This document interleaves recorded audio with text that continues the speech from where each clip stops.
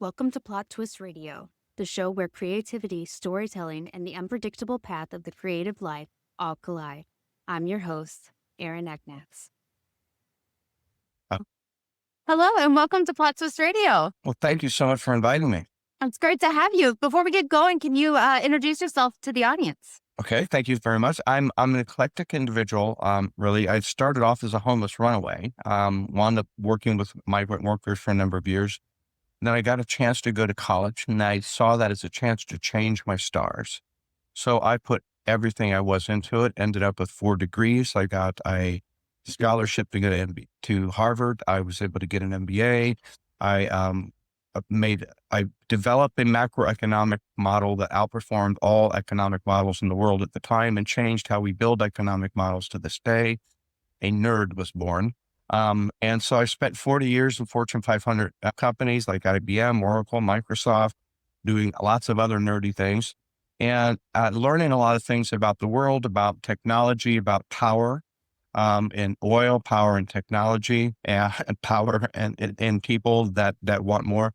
And retired early because I felt like there was a number of things I wanted to say and wanted to write about that I couldn't really do freely when I was an employee.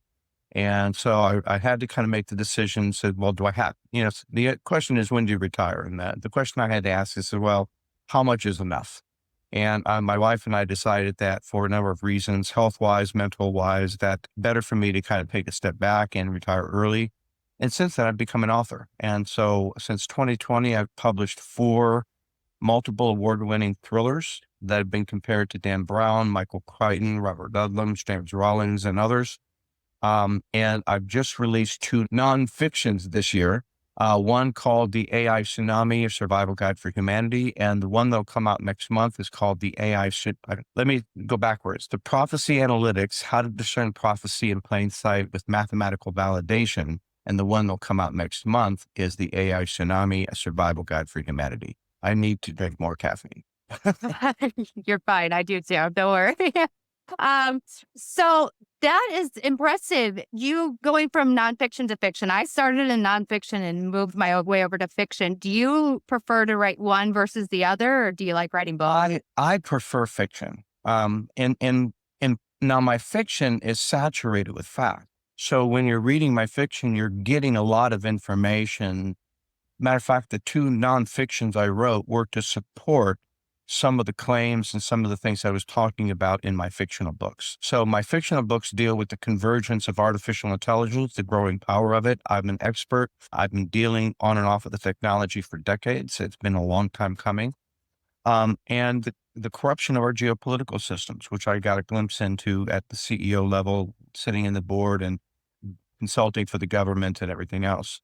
And then Prophecy in Plain Sight. And that was based on a personal obsession that I had trying to decode biblical end time prophecies in a way that removed a lot of the religious bias and dogma and other things and got it down to, can it be verified at a mathematical level? Can there be enough evidence to support the claims? And so that was, so I wrote those books. So I started in the fiction primarily because I loved what Michael Crichton did. Michael Crichton was a medical doctor who really had issues with cloning and DNA manipulation. But instead of writing a very intellectual, very, I'm sure, well thought out, well-reasoned white paper or article or book to other doctors and physicians saying, what are we doing? Which we should do this differently. He wrote Jurassic Park. He turned it into a narrative and said, what can go wrong? Let's illustrate it rather than talk about it. And in authoring, they had this saying called, show, don't say, right? And it's the ability to illustrate for the reader, why is that a bad idea? What could go wrong? What happens when you combine advanced technologies with human hubris, greed, and pride? And the result is always disastrous. And so my books really kind of take that same approach, but apply it to the AI tsunami, the political corruption that we're seeing, and even the spiritual corruption that we're seeing on the world today, and try to draw it, and rather than take it to a angry deity coming to destroy humanity kind of mentality, bring it back to, we're responsible for ourselves. We're responsible for setting our own destruction up, and drawing back some conclusions and thought-provoking questions for my readers to say, where are we going and how are you going to play it? My day job, I work in education. So we have all those academic journals like you were talking about. He could have went that route, but it's not going to reach the populace as he did with Jurassic Park. It's a brilliant idea. Yeah. And so and matter of fact, when my first book came out in 2020, Swarm and The Last Ark, it was a sequel to that. And the latest one is The Image, which came out last year. When I first started talking about AI and advanced weapon systems and mass surveillance and deep fakes and all of the things that we're now starting to really realize, oh my gosh, that's a real thing. I knew it was a real thing or would soon be a real thing on the horizon. But when I first published the book, people thought I was writing science fiction. I had to kind of convince my readers. I said, no, I'm writing this book because this is actually happening in the real world today. Sure enough, 2 years later, ChatGPT hit the market and the world went, oh my God, this is real. And so I've been trying to write a little bit ahead of the curve. I'm trying to write from the lab level forward. So I'm writing a couple of years at it in advance to try and bring some of these things that you're not seeing today into your awareness and talk about who's doing it, why they're doing it, and whether we should be doing it. And if it does happen, which it will happen, AI will happen, it will become smarter than humans, bad things will happen. How do we react to that as individuals? Now, in my narratives, I have my protagonists and they have to deal with the crises that are being thrown off by all of this political crisis and AI power and everything else. But they always bring it back to it's not about the technology. We have to make this about reasserting our humanity. And I think as an overall theme, that's my overall theme, that we can't make the AI tsunami about the technology. We have to bring it back and root our response in our humanity. Absolutely. And you bring up a really good point because to us, it seems like AI really just smacked us in the face and here it is. But as you said, it's been behind the scenes for a long time. Same month I was born was the very first conference of AI at Dartmouth University in Really? 1956, long before many of your audience was even conceived. We've been working on this technology, now people don't realize how complex this is. And so we've been working on different pieces of the technology with the idea that we're going to make machines as intelligent as humans since 56. Now, the goal in 56, that they would do it in a lifetime. And you know what they did? My lifetime. We're here. We've achieved this. And before I go, we're going to achieve AGI. And so the transition has been but it's not something new. I talk about it in my book, The AI Tsunami. This is something we've been trying to do for thousands of years, to create a humanoid version of ourselves that can respond on command. It's almost like our God-given need to replicate ourselves and then turn it into a slave. It's the oddest human thing that we've ever seen, but we keep trying to do it and we're finally going to succeed. The question I keep asking is that really a good thing? We've been the smartest thing on the planet for hundreds of thousands, if not millions of years. What happens? Do we really know what that transition is going to look like when we're not the smartest thing on the planet anymore? I'm not sure we do. I don't think so either. Yeah. We don't really think about it. We're so reliant on technology. So we're letting it kind of sneak up on us here, I guess.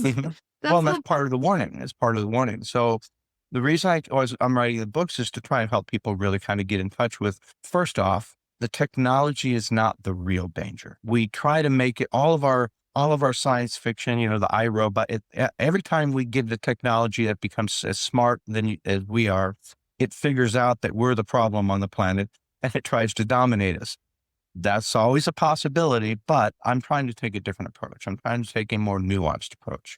Technology is neither evil nor is it benign, but it's trying to reflect humanity and we're both. So what I'm trying to say is that the technology will be human in that sense, evil and benign, but amplified in its speed, amplified in its power, amplified in its capabilities.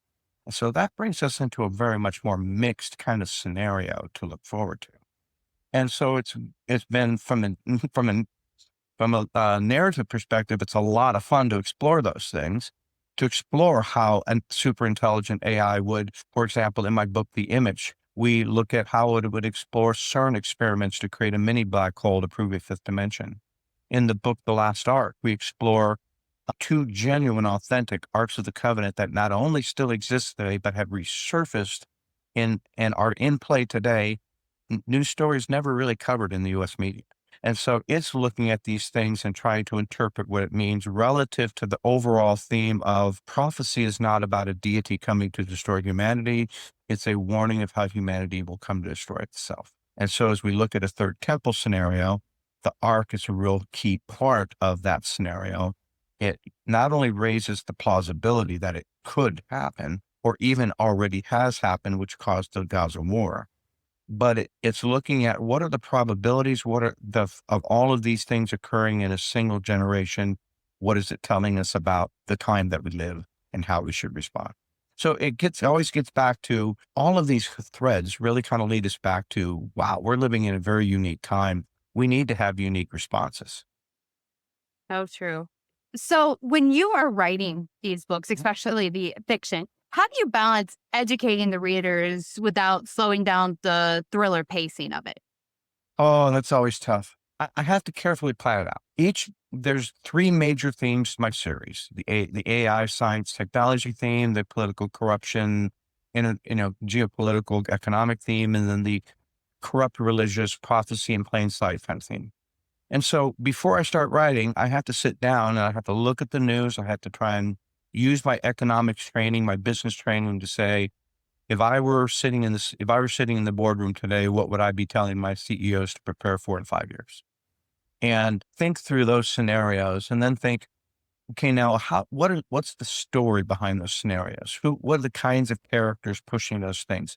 And the most important question any thriller writer can write is not only you have to nail how the world works or the history that behind it. All of those things, a thriller writer, you got to get the facts right. And then you take one tiny twist and you say, gee, what could go wrong? And then you make it go really, really wrong. And that's where the thrill comes in. That's where you keep the page turning. It says, okay, I got to figure out how he's going to get out of this one. And as a matter of fact, as an author, I'm often trying to figure out, okay, now how am I going to get him out of that one too? I don't know. I'll spend weeks trying to figure, okay, I painted them into that corner. Now what?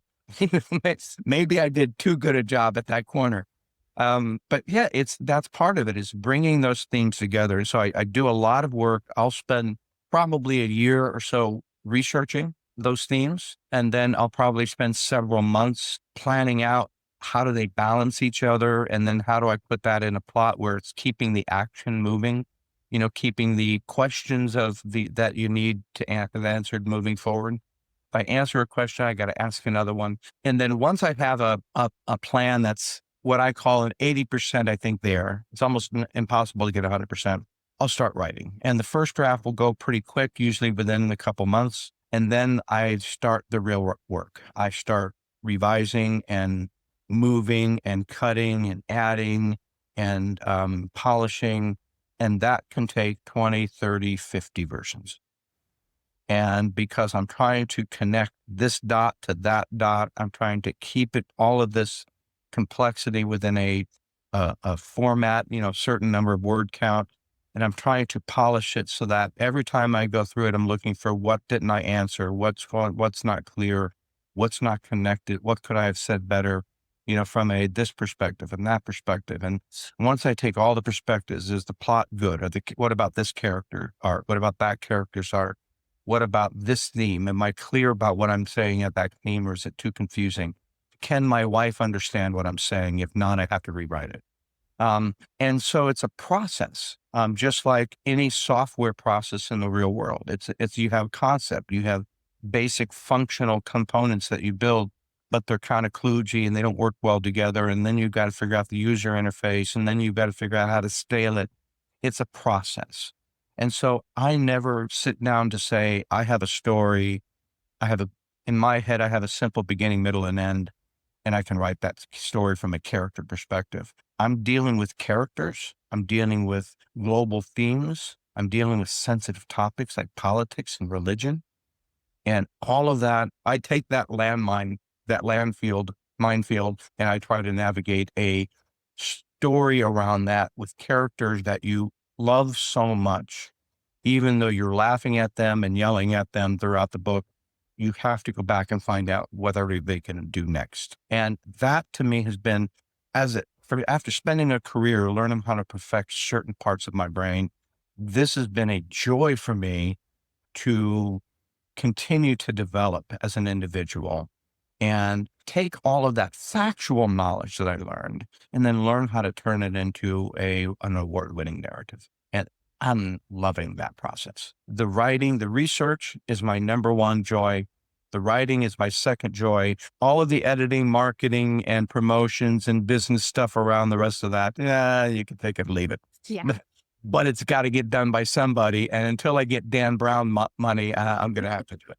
Yes. Yeah. That's my least favorite part too. As soon as the editor comes in, I want to hide usually. It's like, Don't give me your, whatever you say, that's fine. That's fine. Yeah. I've already, at that point, I've already lived with this thing day in and day out for 2.5 years. And I'm saturated with it. You know, it's like I'll go through the book and there's half the time I'm saying, did I already say that before? Or am I remembering the last time I read this part? You know, and you get to that part where you're just running in circles and you got to say, okay, I got to have a new set of eyes on this before I can really take it to the next stage. yes. Yes. Hardest part, but one of the most important. For Most sure. important.